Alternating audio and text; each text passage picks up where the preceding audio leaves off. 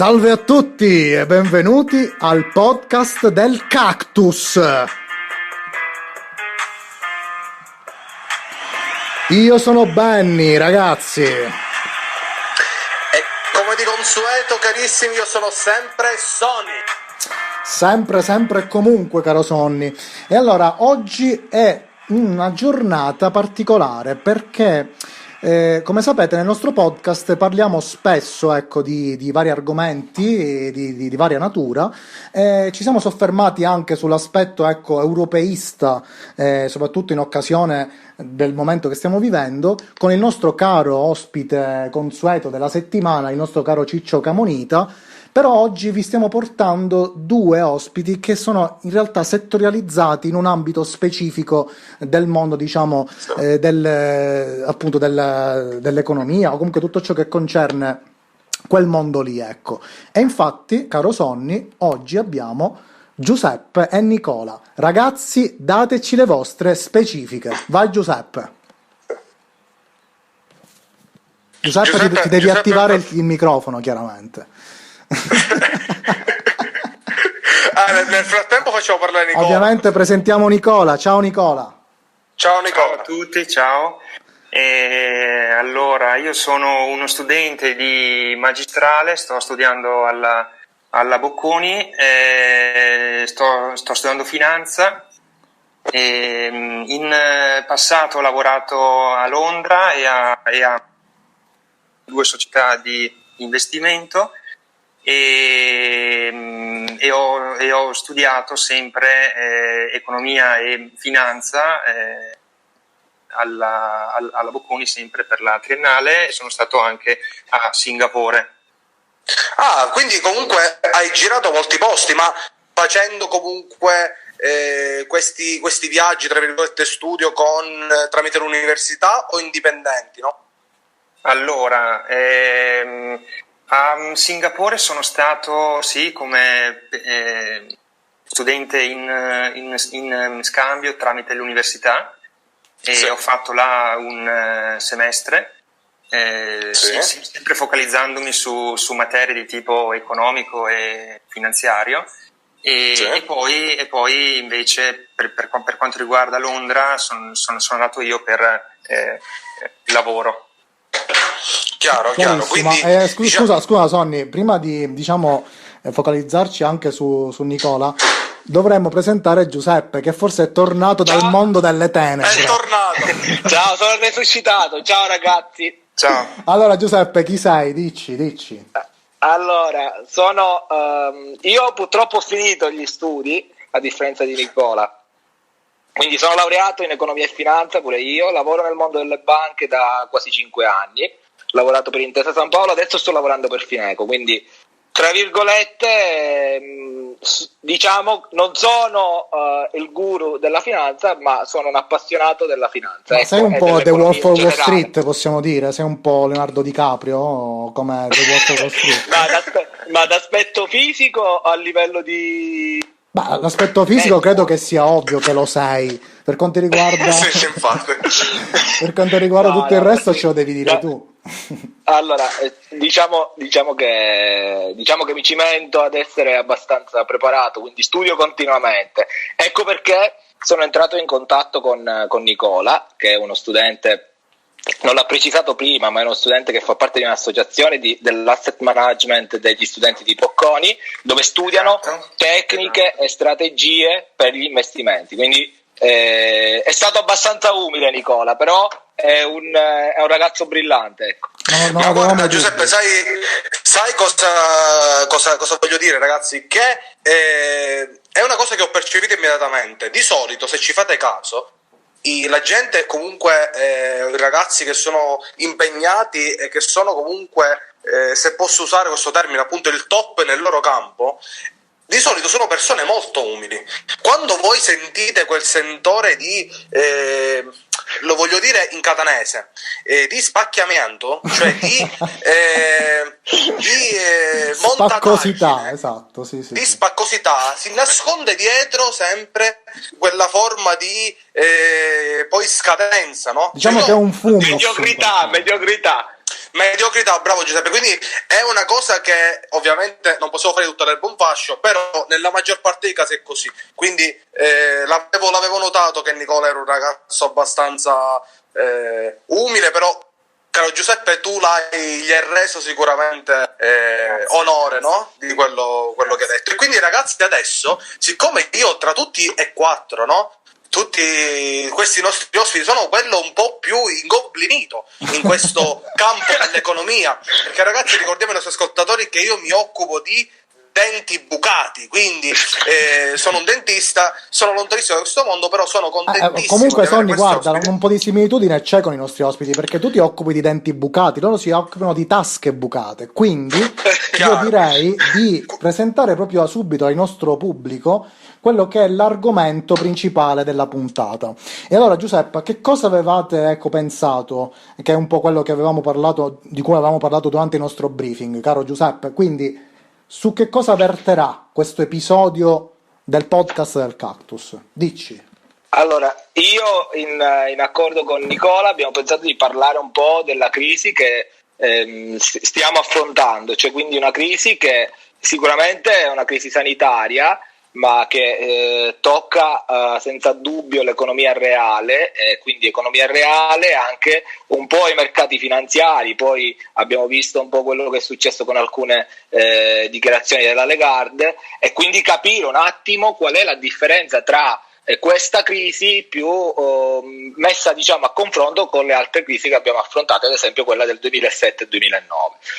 Quindi iniziando da questo volevamo un attimo, poi come ci siamo detti, una chiacchierata, cerchiamo di non entrare troppo nel tecnico in modo tale che chiunque ci ascolti ci capisca, e appunto per chiarire un attimo quali sono le differenze. Chiaro. E allora Giuseppe, a questo punto vorrei fare una domanda a Nicola, ma prima di queste emergenze effettivamente l'Europa, o in generale se vogliamo fare anche un discorso di tipo globale, che situazione c'era? Nel senso, noi abbiamo avuto, come abbiamo detto poc'anzi, questa crisi del 2008 che comunque poi si è trasformata, è diventata qualcos'altro, possiamo dire che si è evoluta, ha avuto anche questa sorta di, diciamo, ciclo vitale, ma all'inizio del 2020 barra dicembre 2019 la situazione qual era?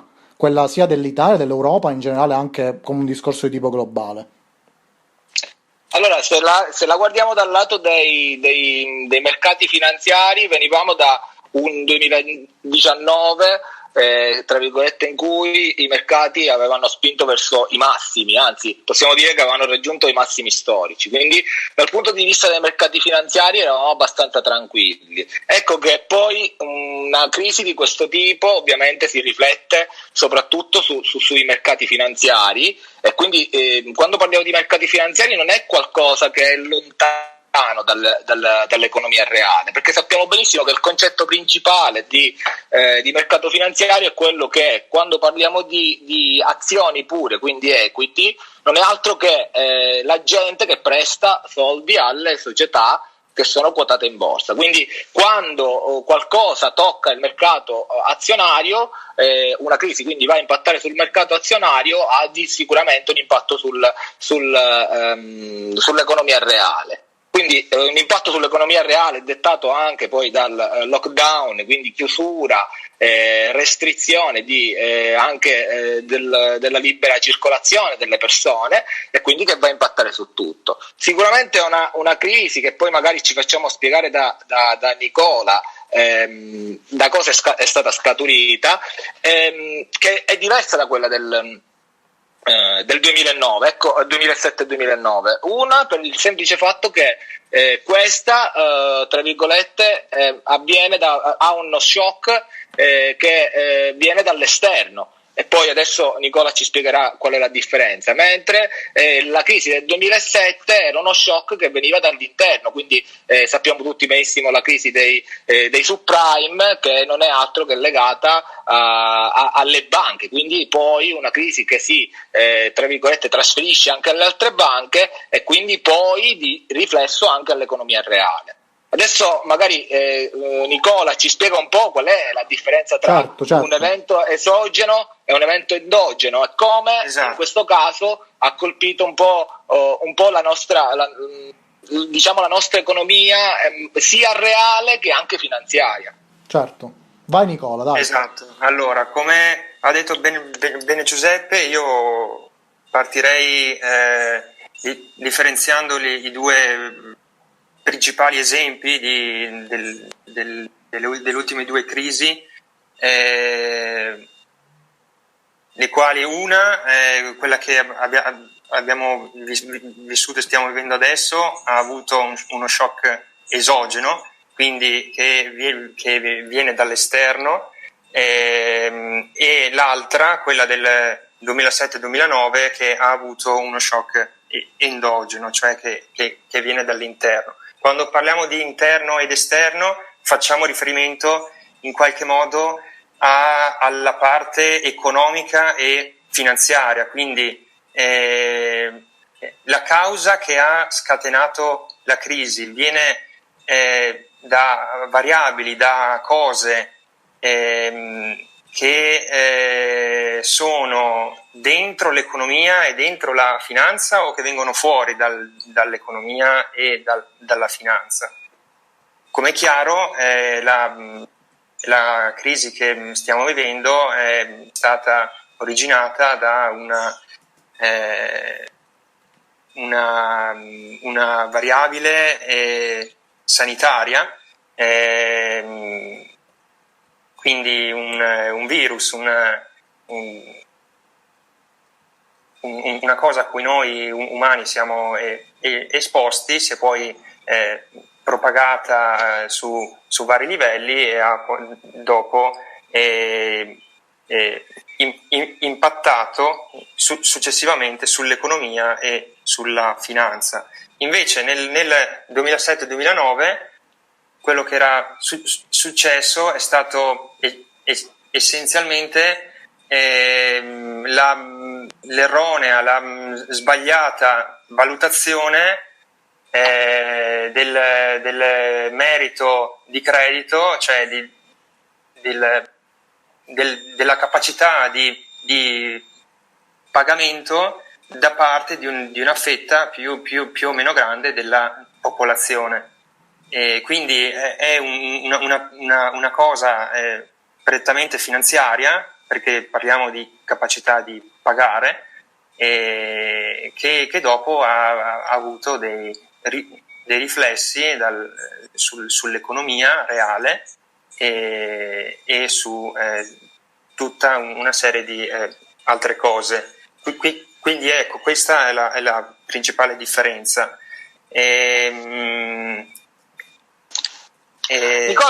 Sì. Nicola, possiamo dire che adesso mi viene da fare un intervento. Possiamo anche dire che anche in questa crisi c'è qualcosa di tra virgolette un po' endogeno, ad esempio quello che è il prezzo del petrolio, quindi un po' magari come dire, qualcosa che magari sia un po' esogeno e endogeno. Sicuramente, come hai detto tu, il fattore esogeno ha, tra virgolette, impattato più che degli altri, però anche questa, tra virgolette, queste decisioni sia dell'OPEC eccetera eccetera, certo, di diminuire la produzione di petrolio, il non accordo tra la Russia e gli Emirati Arabi sul petrolio, secondo me pure ha impattato. Ti trovi d'accordo? Certo, come ogni bene scambiato nel mercato, il suo prezzo è determinato sempre da una domanda e da un'offerta. Il petrolio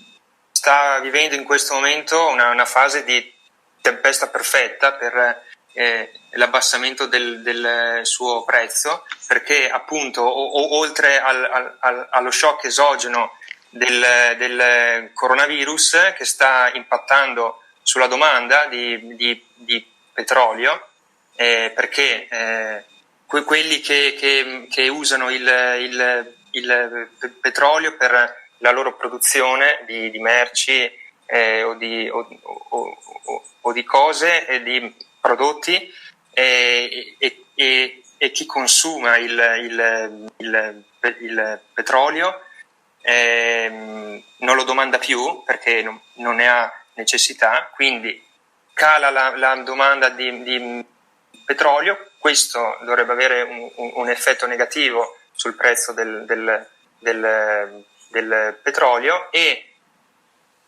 oltre a questo si aggiunge il fatto che l'OPEC, che è una sorta di cartello di organizzazione mondiale di stati e di altre istituzioni che si mettono d'accordo sulle quantità e sui prezzi del petrolio, insomma hanno fatto una battaglia interna, e il risultato è stato che non si sono messi più d'accordo, e questo ha avuto un ulteriore effetto negativo sul prezzo del petrolio, perché di fronte a un'aspettativa di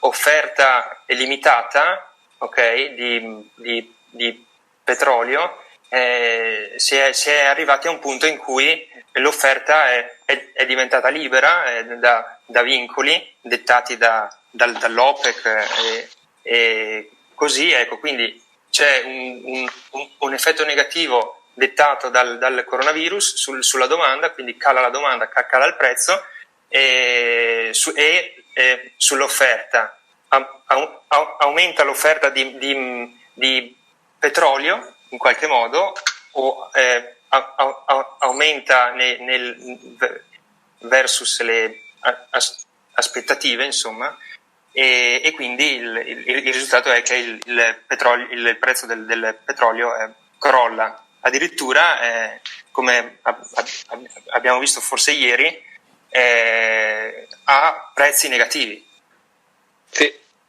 Sì, perfetto, sei stato molto, molto chiaro. Era giusto per capire se c'era qualcosa che questa crisi abbracciava un po' anche tutte le altre crisi, no? Cioè non solo quella del 2009, ma anche altre crisi che hanno visto un po' il petrolio. Quindi è un evento, vero che tutte le crisi sono diverse tra di loro, però questo è un evento che le sposa tutte, cioè nel senso le incorpora tutte, e quindi diventa un po' più complicato, e poi sicuramente questo avrà anche quindi scusa Giuseppe, quindi da questo punto di vista anche, diciamo, le istituzioni, quindi a livello politico, le manovre che potrebbero essere adottate sarebbero comunque alquanto diverse rispetto a una crisi, diciamo tra virgolette, con fattori più endogeni, appunto, perché diciamo, rispetto a questa crisi che stiamo vivendo, che comunque è stata anche abbastanza improvvisa, tra virgolette, no?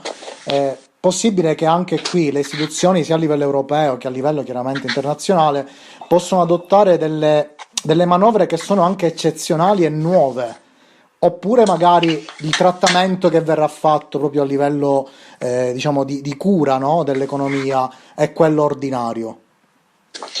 Allora, sì, sicuramente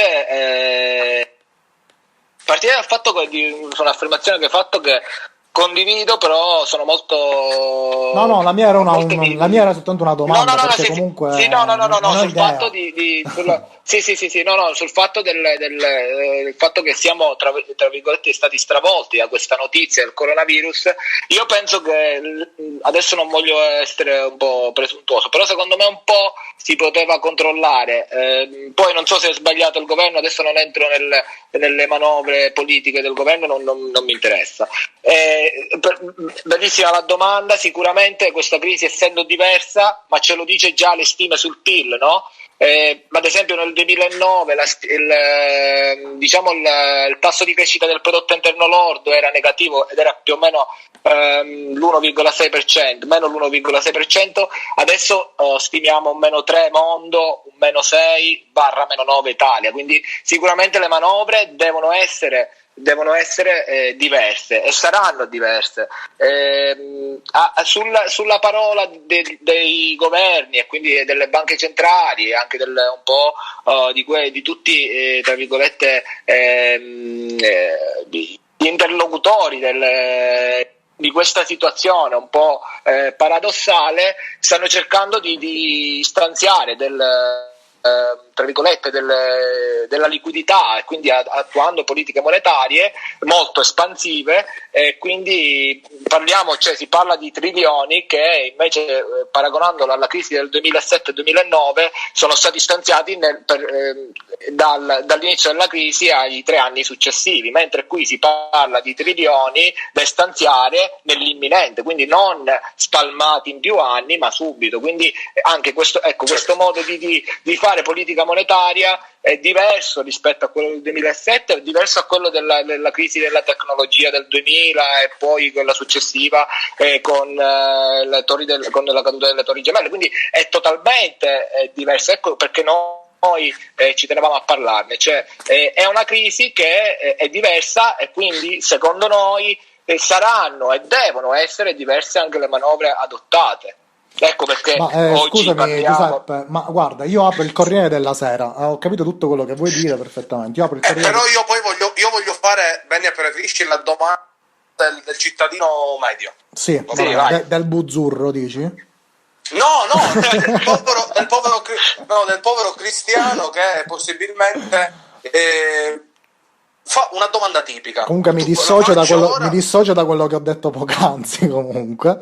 Certo, Benny, anche perché questa domanda è una cosa che secondo me solamente chi è esperto di economia può, tra virgolette, prevedere. E la faccio subito, quindi... dai, falla, dai, bruciatela ora, dai. Perché allora, comunque ragazzi, siamo a 21 minuti, ragazzi, siamo a 21 minuti. Vai. Sì, allora, secondo voi, ragazzi, questa crisi, no? Questo danno economico incredibile, che come sappiamo c'è tutto chiuso, ristoranti, d'estate non si sa come funzioneranno tutte le attività balneari, eccetera, eccetera.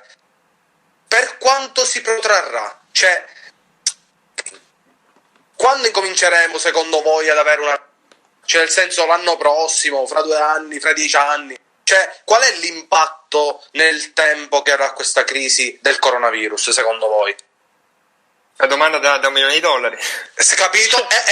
Ma perché la faccio? Perché è la domanda che tutti a casa si fanno, perché chi per un motivo, chi per un altro, chi per un'attività, soprattutto tutti i liberi professionisti in tutti i campi, perché bene o male chi ha uno stipendio, chi ha un lavoro che può svolgere anche da casa continua a lavorare, ma tutte quelle attività che erano legate a una libera professione, dalla ristorazione anche al campo sanitario. No, certo, hai perfettamente ragione. Domanda legittima, cioè, bravo. Sì. Il danno, per quanto saremo danneggiati secondo voi, ragazzi? Questa domanda ovviamente può rispondere Nicola, Giuseppe, entrambi, insomma. Ma dal mio punto di vista, poi non so il punto di vista di Nicola, però questo è totalmente un punto di vista personale. Io penso che tra virgolette, se venissero attuate le politiche monetarie di cui stiamo parlando, di cui parla la Federal Reserve, di cui parla la BCE, BEI, eccetera, eccetera, io penso che non passeranno più cioè adesso non voglio dire numeri a caso, perché poi magari tra 3 anni riprendete questo podcast e dite che cazzo ho detto. Però è una capsula del tempo, ragazzi, ricordatevelo. Potremmo vedere decenni di ripresa nei prossimi 24 mesi, cioè nel senso, ma tutto sta anche da alcune politiche, perché poi adesso abbiamo parlato di politiche monetarie, abbiamo parlato di un po' della crisi finanziaria, ma poi bisogna anche attuare politiche fiscali, perché va bene la politica monetaria espansiva, ma poi deve anche esserci una politica fiscale idonea, no? Perché è quello che poi può aiutare l'imprenditore, come dicevi tu, o il libero professionista, o la piccola attività che va dal ristorante, eccetera, eccetera. Quindi... E secondo voi cosa si può fare? Cioè, questo ora noi ora andremo a parlare di questo, capisco? Cioè, nel senso, quali sono queste manovre, queste metodiche che possono comunque velocizzare, e comunque 24 mesi sono comunque tanti, Giuseppe. Cioè, sono pochissimi, sono pochissimi. No, dico, sono pochissimi, capisco per il danno. Sono stato molto buono, infatti. Esatto. Benny, come ha detto Benny, sono stato molto buono, perché sono fiducioso per la prima volta sono fiducioso nelle istituzioni, e spero che quello che dicano poi venga fatto nella realtà dei fatti. Io alla tua domanda lascerei rispondere Nicola, perché sennò prendo poi sembro la prima donna. Allora, Nicola, sì, secondo te? Sì, io intanto volevo rispondere alla prima domanda, se Sì. è possibile. Ecco, Certo. allora, la domanda è la domanda più importante, secondo me, che chiunque può fare, che è chiedersi qual è l'impatto e la durata di questa crisi. Intere società, dipartimenti, divisioni di ricerca e di gestione di capitali se lo stanno chiedendo e stanno producendo report e ricerche più o meno lunghi per stabilire queste due cose. Sì. Diciamo che c'è una sorta di consensus in questo momento, quindi una sorta di visione comune che diciamo è che la ripresa non è immediata, non sarà nemmeno troppo spostata nel tempo, quindi una sorta di scenario a U, ok, in cui Sì. la quantità di reddito, l'economia globale, insomma, scenderà, non si rialzerà subito, ma nemmeno rimarrà stabilmente a questi livelli, ma si potrà rialzarsi gradualmente. Sì. Ora rimane il fatto da chiedersi quanto scende e le tempistiche.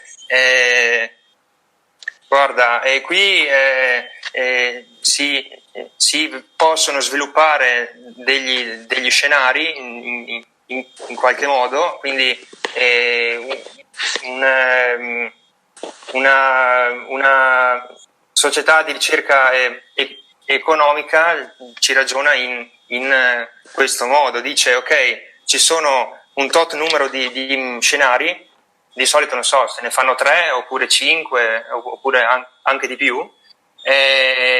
Si dice in questo caso l'impatto sarà di meno 100 e la durata di 3 anni, in questo caso la durata sarà così e cos'ha, e dopo in qualche modo entrando in contatto con i governi, altre società che hanno un certo ruolo rilevante nell'economia, si stima la probabilità di uno o dell'altro scenario.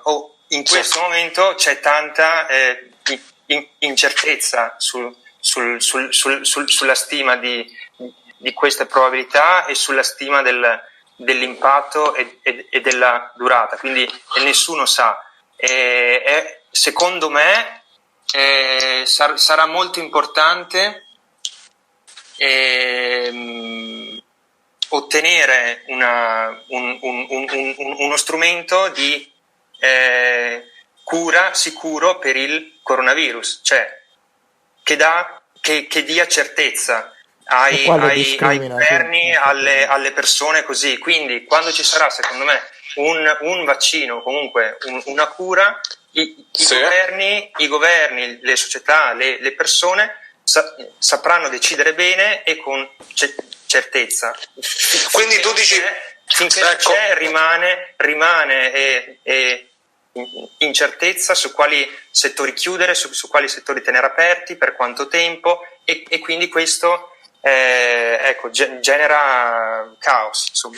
Quindi, come dici tu, Nicola, praticamente c'è la necessità di un evento, che in questo caso è il vaccino, e quella o una cura, no? Quindi la sicurezza dell'eliminazione o comunque del controllo della problematica, per poi andare ad avere delle statistiche, dei dati più certi, no? Dei movimenti più curati. In questo momento è difficile da valutare, chiaro, perché comunque, come hai detto tu, non si sa Ragazzi, non si sa ancora come evolverà. Esatto, perché tutti temono anche che una volta che magari riapriremo tutto, il virus ritorni a diffondersi e ci sia una nuova emergenza. Come è già successo anche in Cina, praticamente, ragazzi. Quindi non si sa. Esatto. Chiaro, non sappiamo. Ma come è successo anche in altre occasioni in passato nella storia, per esempio la spagnola ha avuto delle riprese poi nel giro di anche 5 anni. Quindi. C'è anche da dire che non sappiamo neanche come evolverà con estivo, se ritornerà. Insomma. Sì, c'è una ricerca dell'Harvard che praticamente estremizza il fatto, diciamo, se non venisse trovato il vaccino, può essere che la ripresa inizi nel 2025. Poi questo è proprio un'ipotesi estrema, no? Cioè, nel senso, di solito il vaccino viene trovato, cioè viene studiato, è provato in laboratorio, e dopo 15 mesi viene messo, tra virgolette, passami il termine, sul mercato, e quindi magari è solo un'ipotesi. No, questa è l'estrema proprio ipotesi che abbiamo sentito fino ad oggi. Però dico, in questa estrema situazione voglio fare, per smorzare un po', perché ragazzi la situazione è veramente, secondo me, pesantuzza, fare un po' di goliardia dicendo che a tutti i nostri ascoltatori che hanno un pezzo di terra, no? Un pezzo di terreno, di adoperarsi, no? Nella realizzazione di piccoli orticelli e nell'acquisto di 2, 3, 4 galline da localizzare in un pollaio, nell'eventualità, no? che il danno continui. Comunque, a parte gli scherzi, però Tony, tu hai sollevato anche una polemica che in realtà è abbastanza antica, no? Quella del mattone versus risparmio, no? Cioè tu stai dicendo ai nostri ascoltatori: acquistate terreni, acquistate case, quindi beni. No. Allora vendi. Era una provocazione, ovviamente. Io ho detto se avete. E chi non ce l'ha che fa, Sonny? Allora, io ti dico una cosa: chi non ce l'ha, ovviamente tenere una gallina in appartamento è impegnativo, però con dei vasi creare una sorta di orto. Allora, ragazzi, a Milano c'è il bosco verticale e sono in appartamento, quindi ci sono le galline, certo. Comunque non so perché in questo podcast la parola gallina esce in ogni puntata, ragazzi, ma com'è possibile? perché tu ce le hai, Benny, e le usi come dei falchi pellegrini, abbiamo detto questo è pure vero, quindi dopo aver sforzato questo un pochettino, Benny, vuoi fare qualche domanda ai ragazzi? Certo, allora guarda, io mi ho preparato una domanda un po' tecnica, ma in effetti mi hai fatto riflettere, Sonny, perché sennò questo episodio della Pandemic Edition diventa proprio veramente pandemico. Quindi a questo punto io vorrei fare una domanda molto più, da cittadino, così, che si interroga nel bar con i suoi amichetti. Ecco. Il buzzurro, quindi, di poco fa. Il famoso buzzurro, no? Cioè, io mi chiedo, questa crisi ovviamente sta colpendo tutto il mondo indiscriminatamente, cioè qualsiasi civiltà, qualsiasi stato, sia ricco, sia in via di sviluppo, sia già con un processo di espansione economica già avviato, quindi comunque sta intaccando tutte le economie dei sistemi nazionali, no? E il punto è questo: ma se avesse colpito soltanto uno stato, ad esempio l'Italia, e non il resto del mondo, questa crisi sarebbe stata diversa? O meglio, ci sarebbe una situazione molto più ottimistica da questo punto di vista? Cioè, quindi abbiamo soltanto questo problema in uno Stato, ovviamente in uno Stato occidentale, perché purtroppo quando avviene una cosa del genere in uno Stato come ad esempio in Africa, molto spesso gli europei o comunque gli occidentali tendono a fregarsene. Quindi purtroppo l'attenzione la suscita sempre lo Stato che, diciamo, è sulla bocca di tutti, come uno Stato appunto occidentalizzato. E quindi a questo punto mi chiedo, il fatto che sia un problema di carattere globale, che, diciamo, abbraccia tutti indiscriminatamente, può essere una cosa positiva per una eventuale risoluzione a livello chiaramente economico-finanziario, oppure è una cosa che potrebbe affossarci ancora di più e potrebbe creare una crisi veramente ancora più devastante? Avete capito la domanda? Sì, bisogna capire solo una cosa. questo tipo, cioè sempre dal punto di vista sanitario, che magari toccava solo l'Italia piuttosto che la Danimarca o non so, o la Spagna. Cioè tu parli di una crisi sanitaria però che toccava soltanto un paese, giusto? Esatto. Ho capito bene? Sì, sì, ok. sì. Allora, dal mio punto di vista sicuramente diciamo le conseguenze sarebbero state diverse, cioè nel senso dal punto di vista dell'economia, se un paese viene tra virgolette travolto da una pandemia di questo tipo o da un virus, ne risente l'economia soltanto di quel paese, cioè quindi magari lo stato Relativamente però, perché in base sì. al tipo di nazione, sempre se avesse toccato la Cina, bravo, un mercato come perché la Cina o l'America sarebbe stato un problema. bravo, è proprio per quello che ti stavo dicendo io, vivendo in un mondo interconnesso e globalizzato, tu sai benissimo, meglio di me, che magari la Volkswagen che produce X modelli di macchina si appropria di alcuni materiali o parti del motore piuttosto che della carrozzeria da aziende che vengono da altri stati, che possono essere la Spagna, l'Italia, quindi sicuramente anche se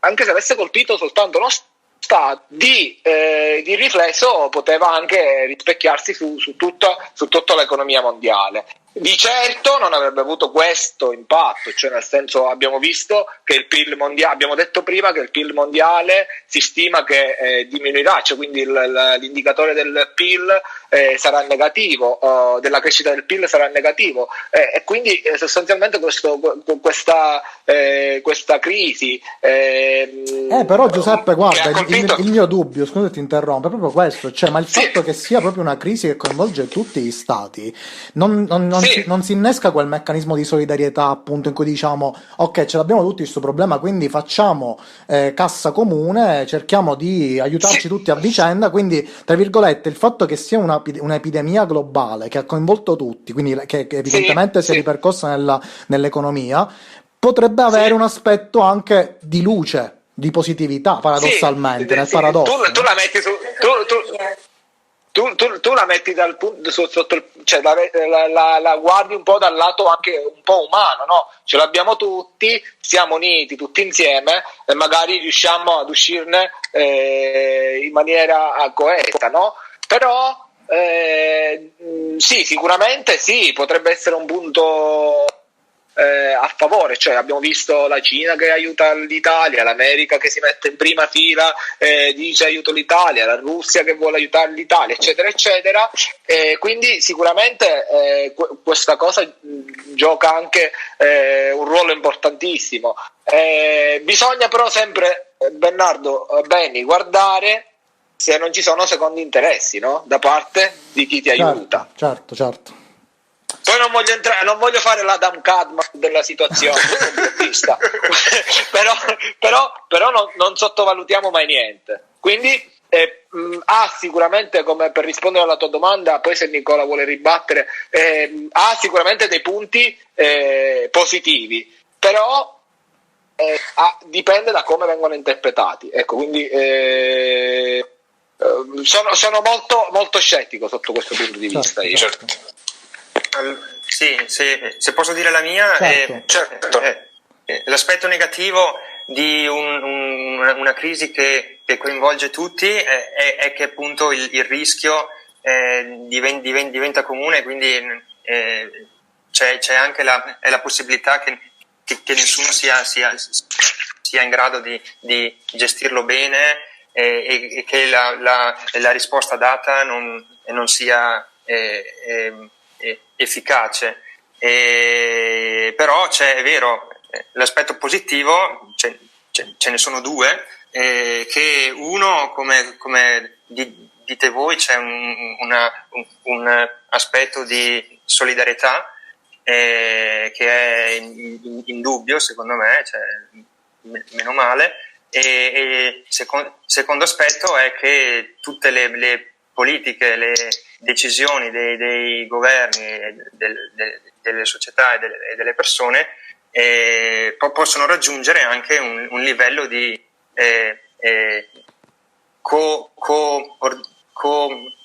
coordinazione, quindi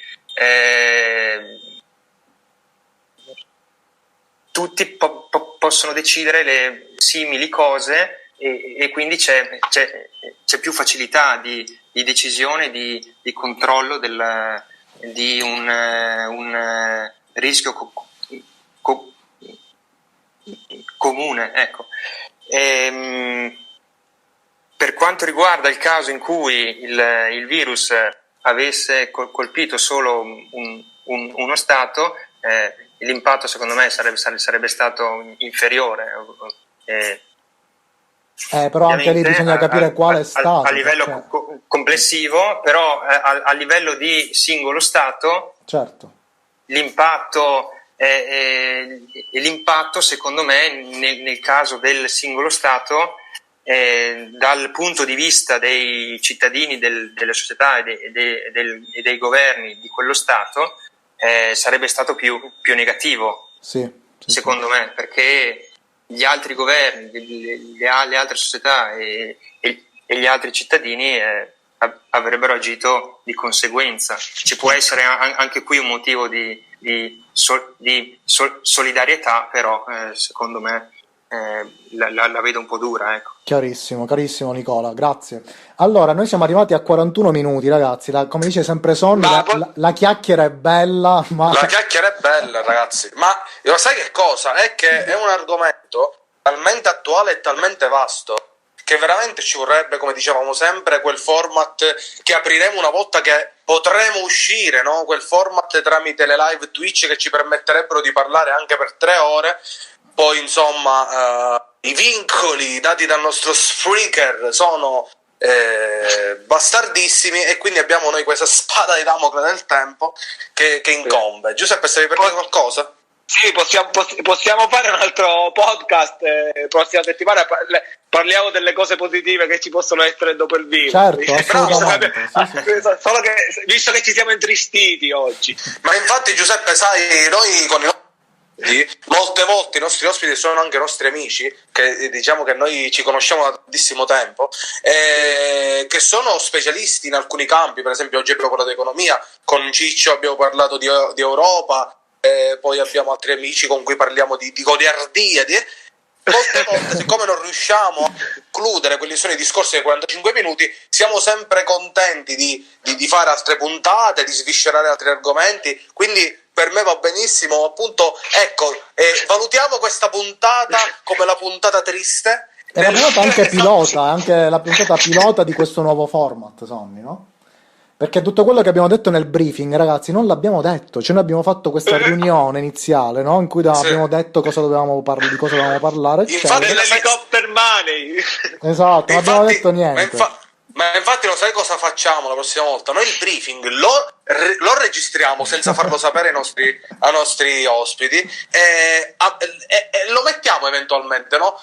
Diciamo, se all'interno del briefing ci sono parole censurabili o goliardie troppo eccessive, lo buttiamo nel cesso. Però, ma perché non sono contemplate le parolacce? No, le parolacce sì, però ci sono delle parole che sono bannabili, ok? Sono 2 parole in particolare. Però, no, le parolacce sì, qua al podcast si usa... linguaggio scurrile, linguaggio scurrile. Sì, anche se... Però noi amiamo sostituire la parola con la C con la parola con la K, che è cactus, giusto?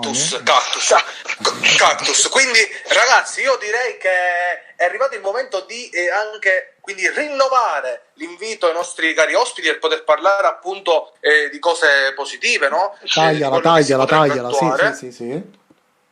Taglia la cosa. Taglia la discussione perché siamo a 43-58, ragazzi. E allora incomincia con la sigla, Benny. Io dico, quando sento la sigla io mi taccio. Ok, quindi... e allora grazie Nicola, grazie Giuseppe. Grazie. Ci becchiamo allora a questo punto in una prossima puntata.